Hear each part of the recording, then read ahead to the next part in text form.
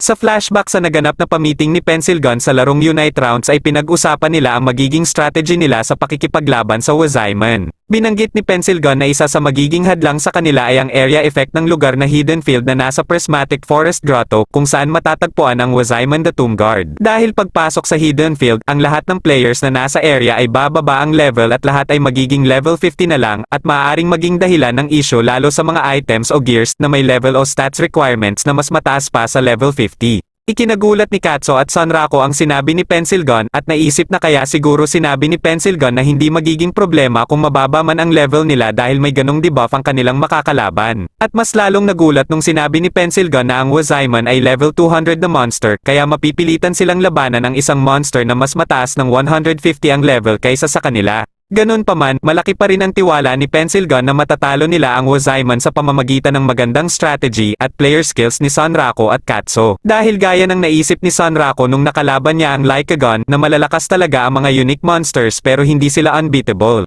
Bago matapos ang kanilang meeting ay sinabi ni Pencil Gun na nakaganda rin ang effect ng Hidden Field area na bababa ang level sa 50 dahil hindi na kailangan ni Katso at Sanrako na mag-effort magpa-level 99 dahil magiging useless lang sa pakikipaglaban sa Wazaimon. Kaya sa kasalukuyan ay papunta si Sanrako at Katso kasama si Emol sa Iron Ruins of the Divinity para mag-grind ng levels upang mabilis na maabot ang level 50. Agad na pumasok sina Sanrako sa loob ng ruins upang hanapin ang hidden area na perfect spot para mag-grind ng levels na nasa mapa na ibinigay sa kanila ni Pencil Gun. Nang makapasok ay agad silang namangha sa kakaibang design ng area na ito, naisip ni Sanrako na magiging mas nakakatuwa kung pwedeng mag-wall glitch sa mga palutang-lutang na mga panels. Si Katso naman ay naalala niya ang isang world-famous na sci-fi fighting game na Brave Galaxy Fighter dahil halos magkamukha ito sa stage ng final boss sa game na iyon.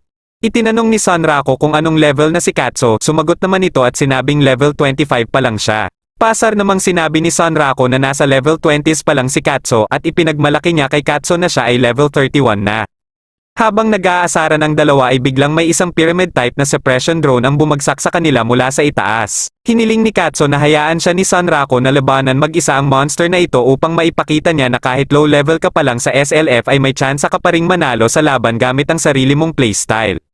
Agad siyang inatake ng drone ngunit madali niya lang itong nasalag gamit ang kanyang repel counter skill sabay bitaw ng crush uppercut skill gamit ang kanyang kaliwang kamay. Namangha sina Emol at Sanrako dahil nagawang talunin ni Katso ang monster na iyon sa isang suntok lang.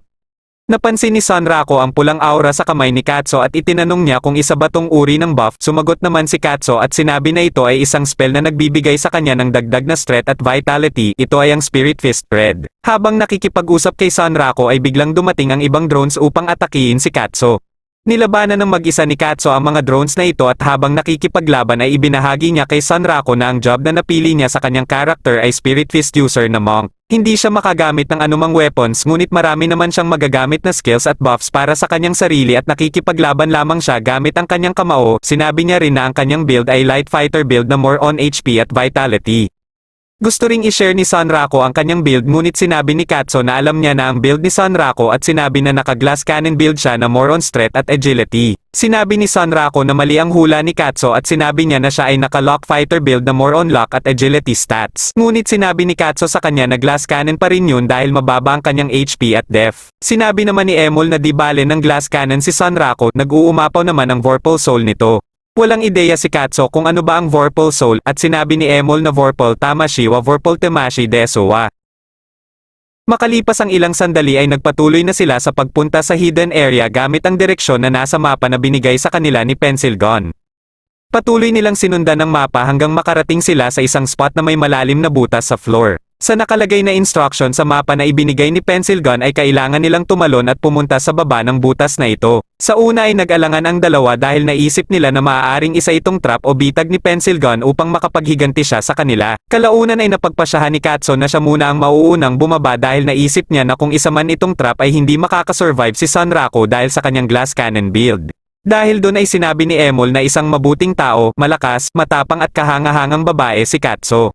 At lumapit si Sanrako kay Emol at sinabi sa kanya na isang lalaki si Katso. Ipinaliwanag niya na minsan may mga taong babae ang panlabas na itsura pero lalaki talaga ito. Na-stress ng bongga si Emol nang marinig niya ito at sinabing napaka-mysterious talaga ng buhay. Pagkatapos ng ilang sandali ay bumaba na rin sa butas sina Emol at Sanrako. Pagkarating sa baba ay bumungad sa kanila ang isang lawa, ito ay ang Tearlight Lake, ang hidden spot na nabanggit ni Pencil Gun na kung saan ay pwede silang mag-grind ng levels. Nakasulat din sa instruction na binigay ni Pencil Gun na sa lake na ito ay kailangan nilang manghuli ng monster na nagngangalang Lifestyle Lake Serpent na nagbibigay ng mataas na amount ng EXP. Agad nilang sinimulan ang kanilang pamimingwit at ilang sandali lang ay nakahuli agad si Sanrako ng isang life-style salmon. Maya't-maya ay may nahuli na rin ang pamingwit ni Katso, isang salmon, ngunit biglang lumabas ang life-style serpent na kagat-kagat ang salmon na ito. Agad na naghanda ang dalawa sa pakikipaglaban, sinabi ni Sanrako na magandang pagkakataon ito upang masubukan ang kanyang bagong weapon. Nagtaka si Katso kung anong weapon ang tinutukoy ni Sanrako dahil ang alam niya ay hindi pa magamit ni Sanrako ang kanyang Moonblade dahil mababa pa ang kanyang level. Sinabi ni Sanrako na hindi lang isang pares ng weapon ang ginawa para sa kanya at agad niyang inilabas ang kanyang bagong weapon na pwede niyang gamitin habang hindi pa niya magamit ang kanyang Moonblade. Ito ay ang Empire Beast Twin Blade. Ginawa ito ni Bilak gamit ang mga materials na napulot ni Sanrako nung namatay ang Empire Queen Bee sa laban nito sa Quad Beetle. Ang right-hand weapon na may kulay purple na blade ay may special attribute na corrosion. May mga weapons, skills, spells, at monster attacks na nagtataglay ng attribute na corrode na kayang sumira ng bahagi ng katawan at makagawa ng weak points. Ngunit ang corrode effect na nasa Empire Bee Twin Blades ni Sanrako ay hindi lang ganun ang epekto kundi meron din itong corrosive poison na kayang mag-deal ng damage per second. Gumagana ito na parang poison o lason at sa paulit-ulit na pag-atake at pag-apply ng status effect na corrosive poison sa nagawang weak points ay may chance na maalis nito ang debuff resistance ng kalaban na dahilan para maging mas mabilis ang pagkalat ng lason sa katawan nito. Dahil sa mga atake ni Sanrako ay nakagawa siya ng weak point sa kanilang kalaban at agad namang inatake ni Katso ang weak point na ito gamit ang kanyang buff skill na Spirit Fist Black na nagbibigay ng boost sa kanyang damage sa maikling time. Ngunit hindi pa rin sapat ang kanilang mga atake upang mapatumba ang Lake Serpent kaya nais ni Emol na tumulong sa laban. Kaya nagmadali siyang lapitan ng Lake Serpent upang atakihin, ngunit agad siyang napansin nito at ginamit ang kanyang buntot upang atakihin si Emol. Lubos na ikinabahala ni Sanrako nang makita ito dahil ayaw niyang mapahamak si Emol sa kadahilanang kapag namatay si Emol ay hindi na ulit ito mag-respawn. Ngunit mabilis na nakareact si Katso at sinangga ang atake ng Lake Serpent at sinabi na ang kanyang character build ay kayang tumanggap at tumangke ng kaunting damage. Muling umatake ng mabilis ang Lake Serpent ngunit agad itong nasalag ni Katso gamit ang kanyang repel counter skill. Sinamantala nila ang pagkakataong iyon upang magbitaw ng isang all-out attack gamit ang kanilang mga skills. At dahil dito ay tuluyan nilang natalo ang Lifestyle Lake Serpent, nag-level up ng isa si Sanrako, si Katso naman ay nadagdagan ng 4 ang kanyang level at nakapag-unlock ng 2 bagong skills.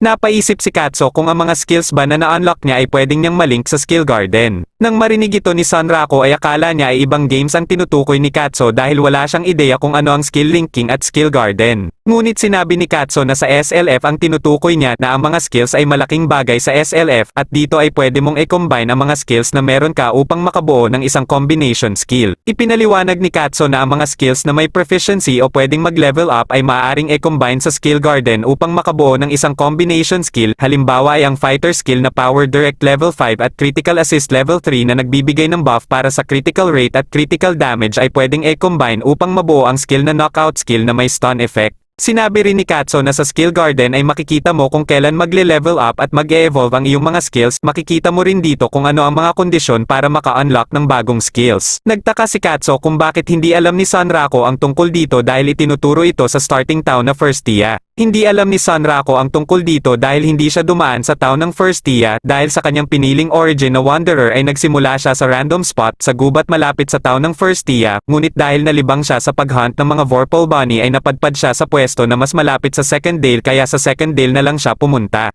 Lubos na naloka si Sanrako nung nalaman niya ang tungkol dito na pwede palang mag-combine ng mga skills na kaya pala meron siyang mga skills na nagkakaroon ng bagong pangalan at effects. At lalong naloka nung sinabi ni Katso na may mga binibentang grimoires at skill books at iba pang mahahalagang items sa Firstia. At to the highest level ang kanyang pagkaloka nung binanggit ni Katso ang tungkol sa subjob at tungkol sa guild system. Sinabi ni Sanrako na mas lalo siyang mai-stress kung iisipin pa niya ang pagkakamaling nagawa kaya inaya niya agad ang dalawa na ipagpatuloy na nila ang pag-grind. Pagkalipas ng ilang sandali ay dumating si Pencil Gun at nabigla nung nakita niya na level 40 na kaagad si Katso at level 42 na si Sanrako. Sinabi ni Pencil Gun na malaking progress ang nagawa nila sa maikling panahon, sinabi naman ni Katso na malaking tulong sa kanila si Emol, at ipinagmalaki naman ni Sunrako na dahil yun sa level 56 ang kanyang partner. Napansin ng dalawa ang item na ginamit ni Pencil Gun na save tent, isang tent na parang portable save point para may update nila ang kanilang respawn point upang hindi mawala ang kanilang progress at mga nakuhang item sa pag-grind. Sinabi ni Pencil Gun na medyo mahal ang item na ito at may limit ang paggamit, ngunit kinakailangan nilang gumamit ng ganito dahil naghahabol sila ng oras.